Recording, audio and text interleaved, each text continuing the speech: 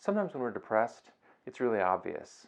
We know we're depressed, people around us know we're depressed, but not uncommonly, we can be depressed and not even realize it. So this has actually happened to me at least a couple times. So I want to talk about 7 reasons why you might not know you're depressed. Because I figure if it can happen to me, and I treat depression all the time in my practice, I assess people, evaluate people for depression, then I think it can happen to anyone.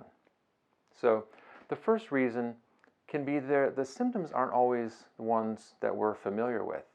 So we might expect to feel sad when really we just feel kind of numb, or maybe we're expecting to feel down all the time, but really what we're experiencing is just a lack of interest in things or not getting pleasure from things we usually enjoy. There's also a wide variety of symptoms. So to get the diagnosis of depression, there are a total of 9 symptoms in the diagnostic manual, and you need at least 5 of those. So 2 people can both have a diagnosis of depression with no symptoms in common.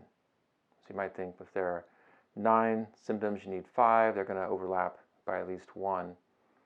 That's technically true, but some of those symptoms actually can go in opposite directions. So sleep disturbance, a person might have insomnia, or they might be sleeping all the time.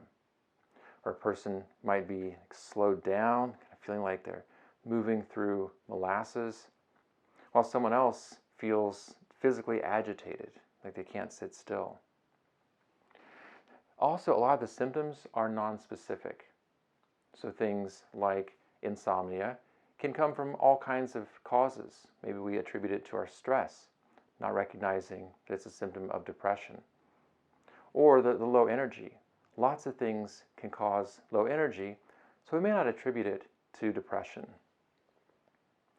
And there might be no obvious reason for being depressed. But maybe we've had changes in our life and they've removed things from our life that were giving us a sense of reward. But we don't really make that connection. So we don't think like, well, this is depression, because we think there's not a reason to be depressed. The depression can also just come out of the blue sometimes for no reason we can ever identify. Or there might be a really obvious reason for some of the struggles that we're having.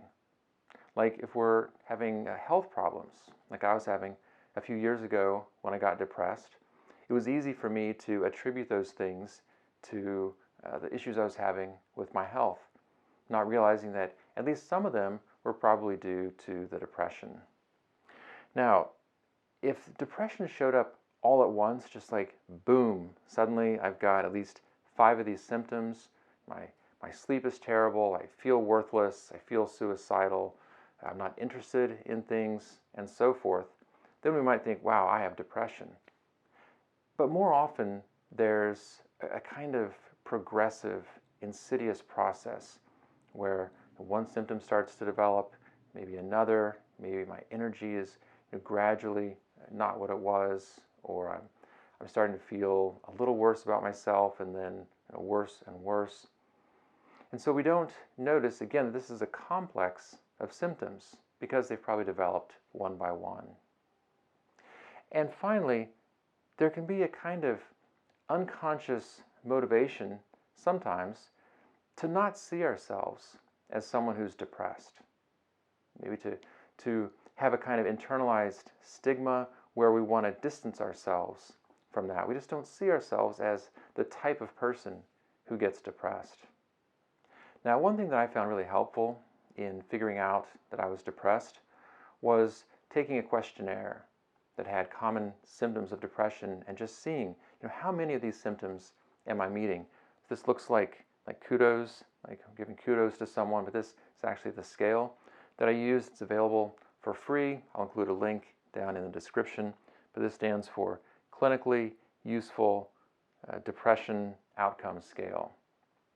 So this isn't something that you're going to use to diagnose yourself necessarily, but you can use it to kind of get a read on how many of these symptoms are you ticking, and then it may be helpful to take that to a doctor, talk it over with them, and get the help that you need. The sooner you identify your depression, the sooner you can address it and start feeling better again. Thanks for watching.